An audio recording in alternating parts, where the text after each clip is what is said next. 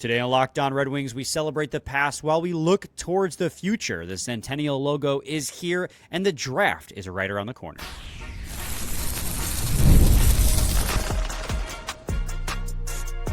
You're Locked On Red Wings, your daily podcast on the Detroit Red Wings. Part of the Locked On Podcast Network, your team every day. Welcome back to the Locked On Red Wings podcast. We are your hosts, Brian Fisher and Scotty Bentley.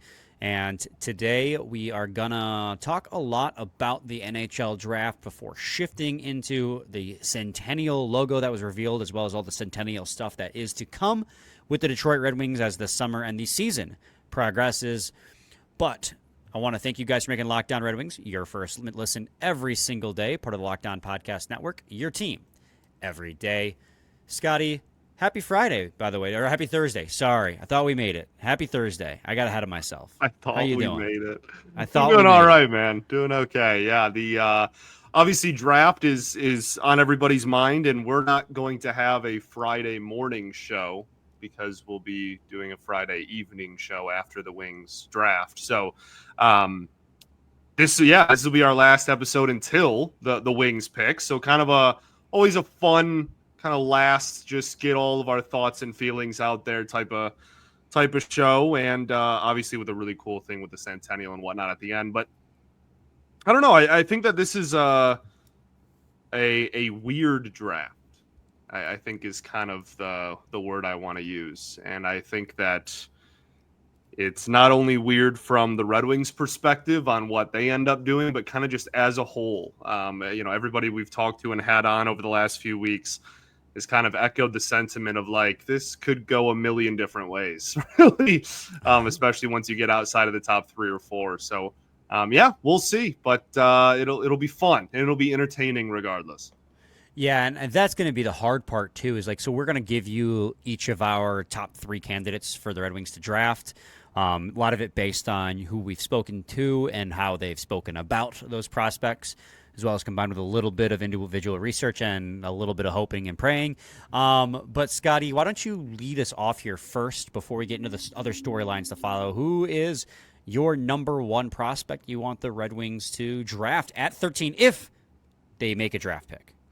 So that's funny because my number 1 was going to be trade the pick.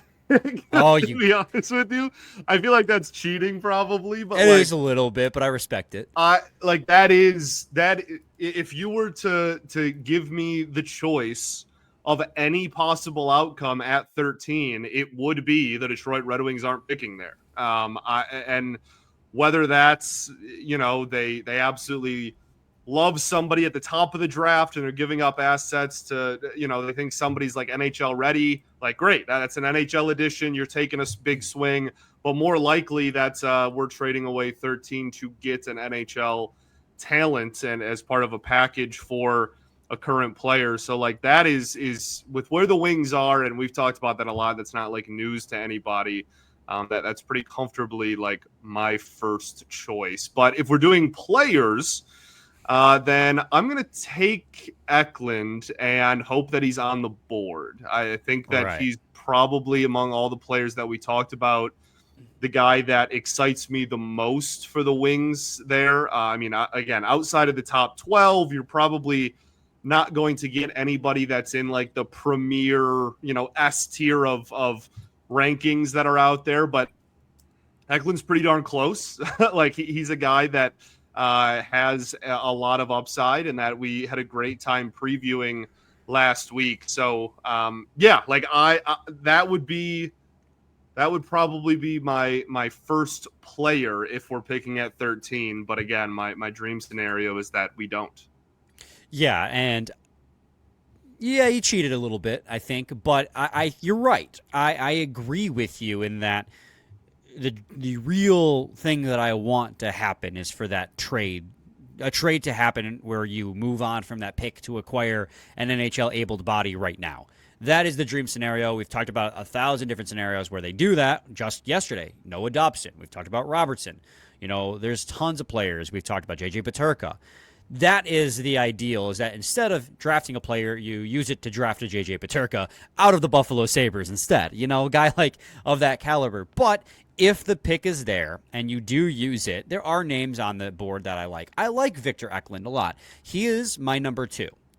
Just to go with kind of align with what you were saying, high motor, high skill, left wing, which you sorely lack in a top 6 capacity right now. Now, granted, it's going to take him a couple years to get there, so who knows what the hole looks like when he is ready. But if you draft somebody and he is there, because the other thing is he might not be there. There are a lot of mocks where he does fall to Detroit, but there are a lot of mocks where he doesn't because it's such an open field right now as to who goes where. And there's mocks where Eklund goes like 6, but then there's also mocks where like the Wings pass on him and he's still on the board after the Wings pick. Like, it's such a bleep show after 2, 3.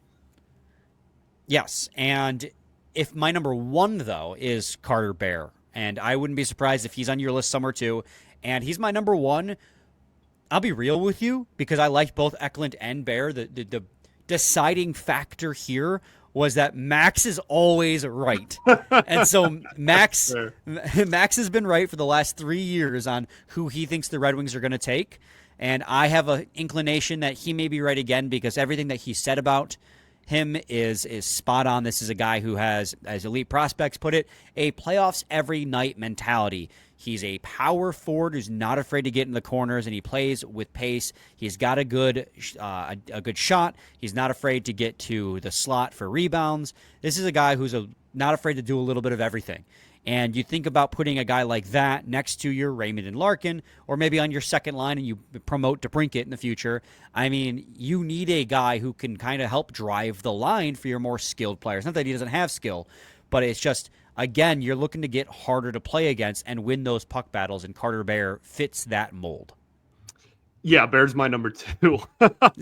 Which is, I think that's telling, though, right? For a draft that both of us are kind of acknowledging is so wide open, for us to have the same 2 players, I think is telling in the sense of A, what we think the Wings are looking for, but B, probably who's going to be on the board when the Wings pick. But yeah, man, like this is a guy that when you are talking about, effort, like effort and motor, as you word, and those kind of like trigger words.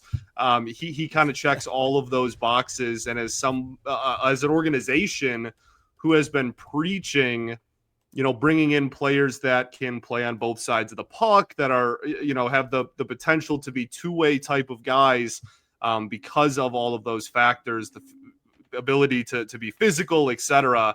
You would think that Bear could grow into a player of that caliber and grow into somebody like that. But yeah, I mean, we'll see. Again, there's plenty of mocks where Bear's a top 10 pick and plenty where he's, taken around 20. So we will we'll certainly see. And the thing is,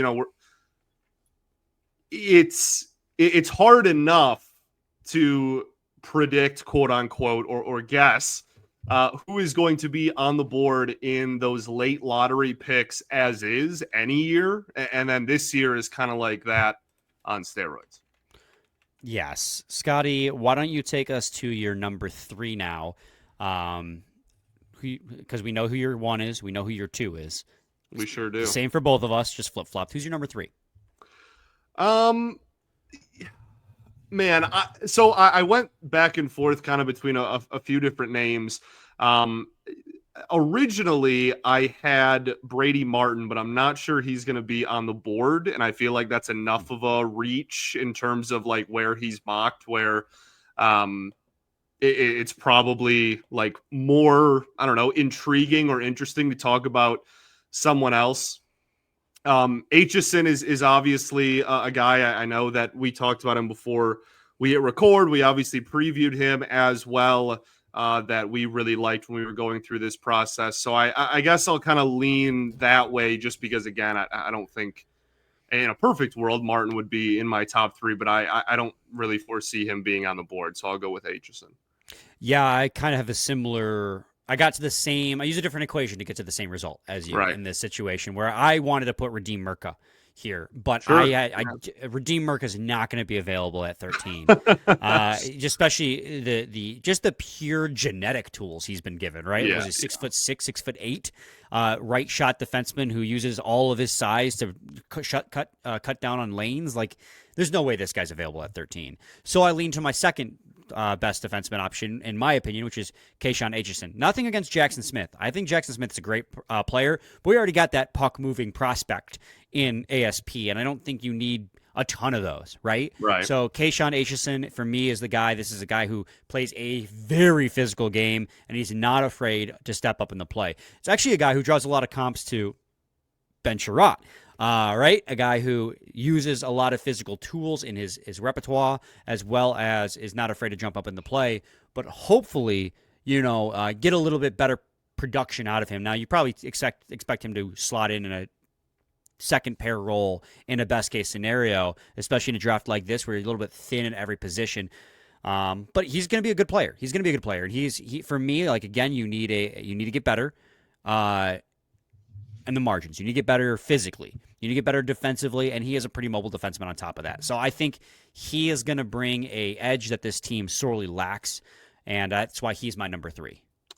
Yeah, same, obviously. Honestly, I say we just take Matthew Schaefer. I mean, what's the problem? The problem is he won't be there. Yes, Scotty, let's head to a break. When we return, we'll talk about any other storylines that we're keeping an eye out for here at the draft. Stay tuned to segment 2 of Locked On Red Wings. Ever wish managing your money felt easier? With Monarch Money, it can. Whether you're growing your savings or planning a big purchase, Monarch puts you in the driver's seat. It's like having your personal CFO, giving you full visibility and control over your finances. Monarch Money is more than a budgeting app. It's a complete financial command center. You can track all your accounts, investments, and spending in one place. So in addition to managing your money, you're also building your wealth. Take control of your finances with Monarch Money. Use code LOCKEDONNHL at monarchmoney.com for 50% off your first year. That's monarchmoney.com, code LOCKEDONNHL for half off your first year. Segment 2, Locked On Red Wings podcast. All right, Scotty, what are some of the other storylines that we're watching ahead of the NHL draft? Yeah, I think there's honestly, well, we can reiterate the will the Wings trade or not trade, but I think that there's honestly a handful kind of around the league. We have talked obviously mostly about the Wings, but I think that there's a handful of teams that are possibly looking to move in this draft just because it is so kind of weird and all over the place. It really wouldn't shock me if certain teams were really trying to move up because they have somebody they really like and they don't want to risk it. And some teams are just kind of like, we have no idea what the heck's going to happen. Get us out of this draft. We'll kind of regroup for next year. And then, obviously it kind of seems like number one overall is I don't want to say predetermined necessarily, but it sounds like it's predetermined. But I think that the how the top, I don't know, 5 kind of shakes out is going to be super interesting. We've had the people we've had on have kind of talked about how there's kind of a clear top 3 or 4, 2, 3, 4, and then after that is where it gets weird. Well, the order of those after 1 is going to be kind of interesting as well. So I don't know. I expect this to be just like a really, really odd, strange, weird draft, and that's kind of one of the things I'm looking at. Well, and what's interesting too is going into June, it was a clear 1, 2, 3. It was Hagens, it was Misa, it was Schaefer. Right. Now, after the combine, suddenly it's been thrown into chaos. There were reports that the Sharks might take Anton Frondell instead at 2, which is a huge surge in his rankings. Yeah, and he was expected to go, in the top 10. But for him to surge all the way to potentially number 2 is insane. There's also all the Brady Martin discourse, a guy who was expected to go around like 10 to 15 range.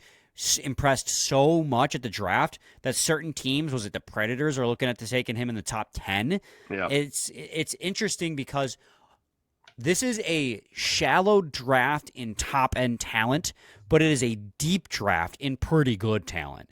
You can get a player between, I want to say, 7 and 20 that are all going to be in a very similar range of ceiling.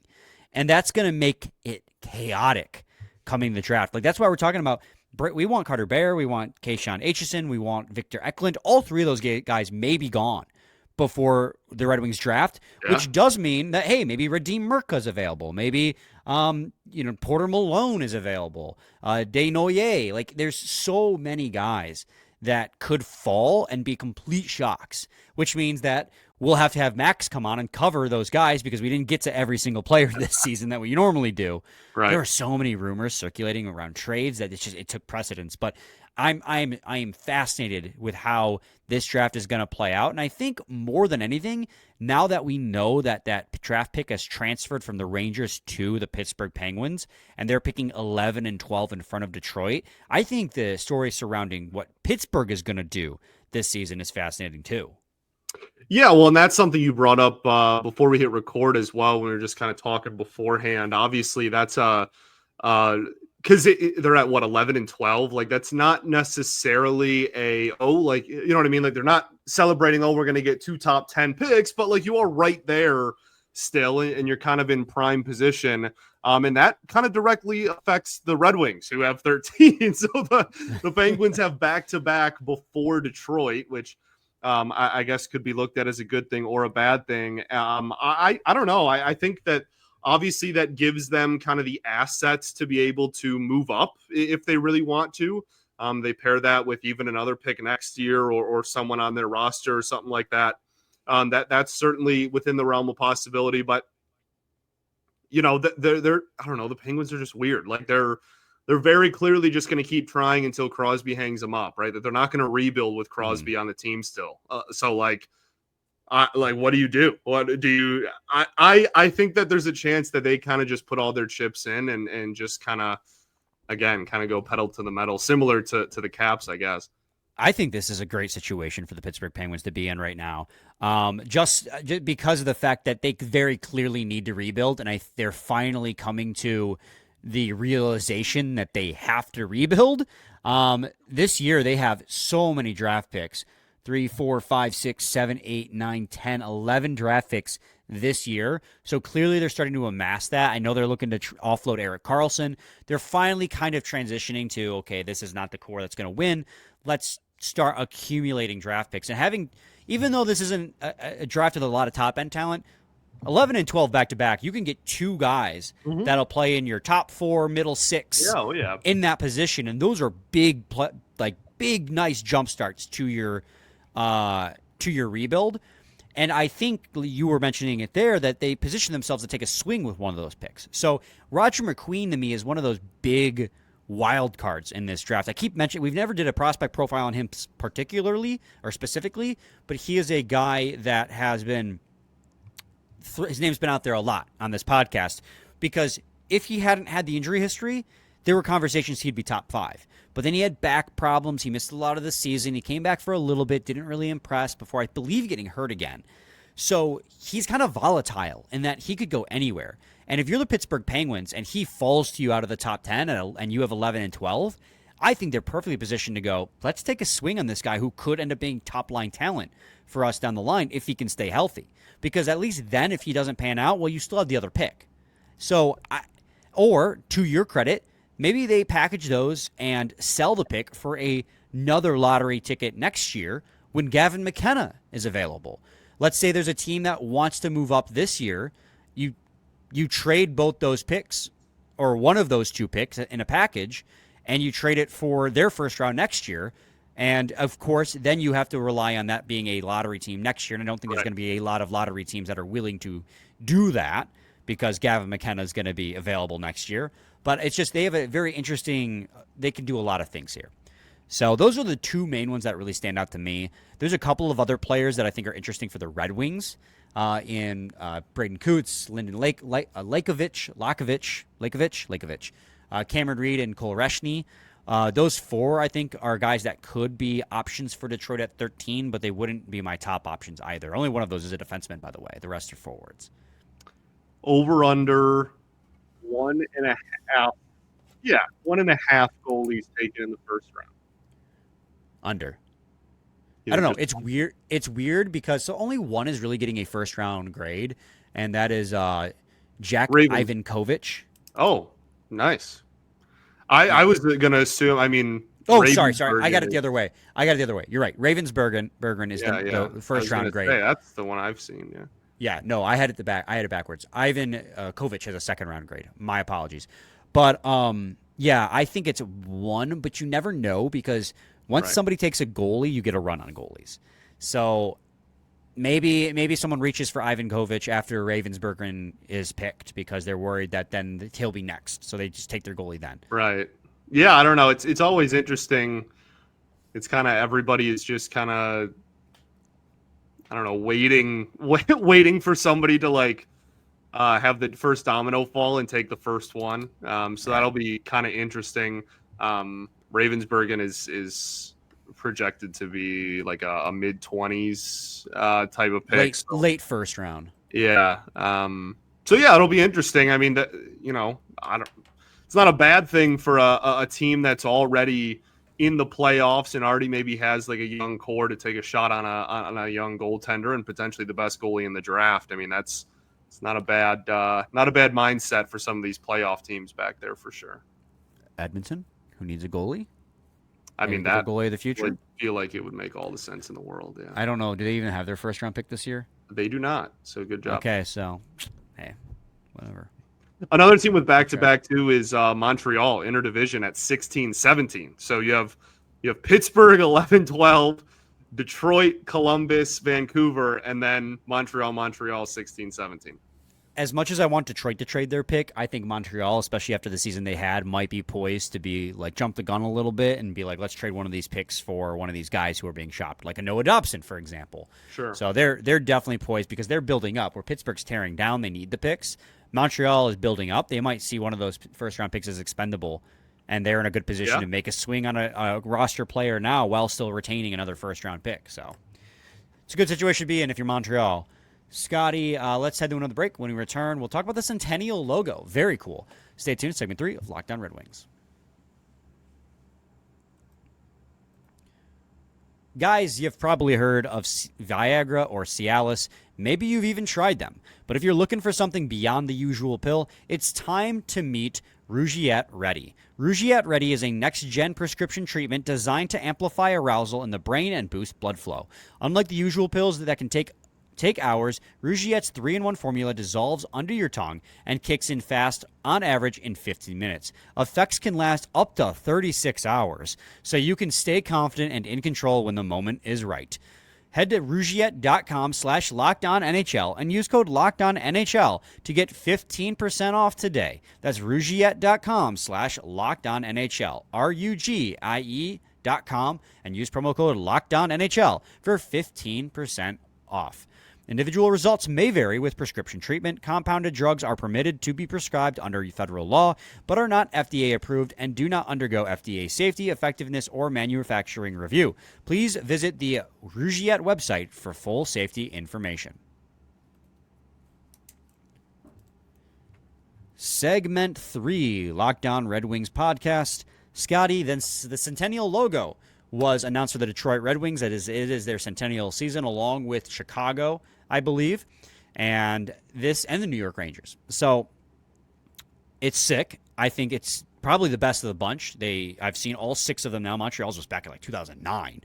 And I'll throw it up on the screen here, but while I pull that up, because I don't have it ready, why don't you tell people your thoughts on the logo, dude? I think it's fantastic, and I think that the Wings have the advantage of like being able to incorporate it the way they did. Like it's just like that's perfect, dude. Like that is actually the coolest thing ever.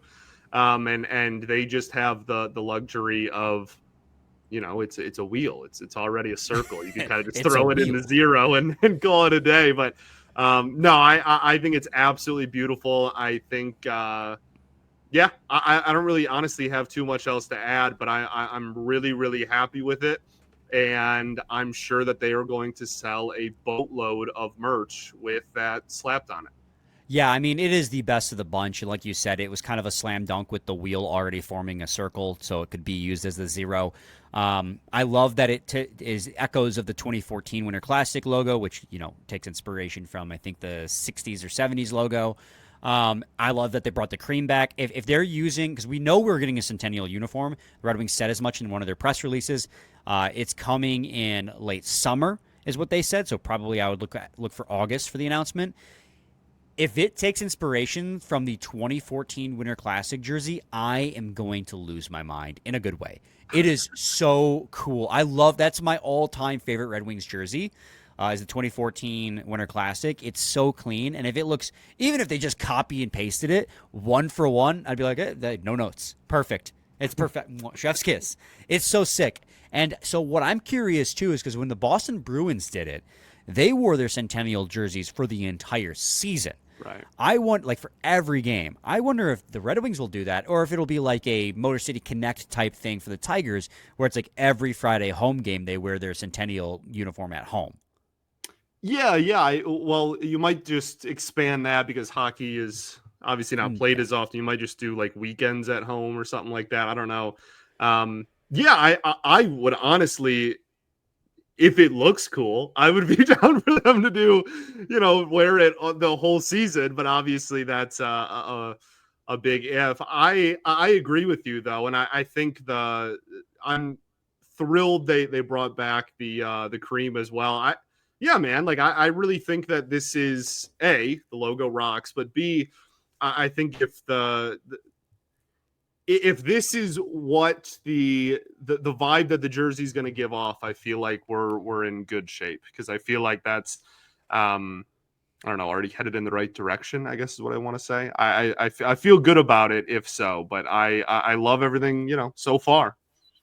Yeah, and I was curious too, because obviously we're the Red Wings now, but they weren't the Red Wings when they started, right? They were the Cougars, then they were the Falcons. And I'm like, in 1926, they were the Cougars. So I was really curious if they were going to end up doing a Cougars inspiration, like the 2009 Winter Classic, because that D was the Cougar, one of the Cougars' original logos. So I was curious if they'd go back to doing that, or maybe one of the goofy-looking Cougars. I don't know what it is about Detroit sports, but both the Tigers and the Wings had really goofy-looking cats as their logos, like goofy-looking cat heads. It was in the same year. Yes. Yeah. It's so fun. It was in 1928, I think it was where they overlapped. Yeah. So I was a little shocked that they, not in a bad way, like I'm happy they're using this as one of my favorite Red Wings variations that they've done. But I was a little surprised they didn't harken back to the old Cougars or Falcons, but I'm very, very happy and excited for this. Yeah. I also think that they will have plenty of, like, I don't know, merch with a bunch of stuff on it. Like, you know what I mean? Like, I'm sure. Oh yeah, they've already launched merch. Right. I'm sure they'll have merch that has, certainly Cougar stuff, if not Cougars and Falcon stuff. Like, I really find it hard to believe that they won't find some way to acknowledge those in some capacity, for sure. The Red Wings already tweeted out the link to their Centennial Classic stuff that you can get. So it's already out there, which is awesome. But right now it's just the logo, not the jersey, obviously, yet. But they're going to do a lot of other stuff, too. They started doing this fireside chats where they interview legends, and on the first episode, I don't know if you watched that, but on the first episode it was Mickey, Steve Yzerman, and Draper. And honestly, for a second, it was kind of weird to me because I'm so used to seeing Yzerman and Draper in like front office capacities now. It was almost weird to hear them talk about, are you okay? Dude, yeah, I just kicked my desk and then a picture frame fell over. That's wild.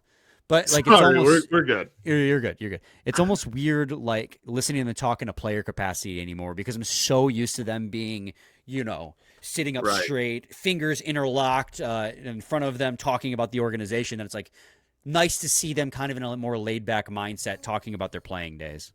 Yeah, for sure. Yzerman didn't daydream during this one, so that was good. But it was a nice little chat. I'm excited to see who they have on next. Mickey's always a riot.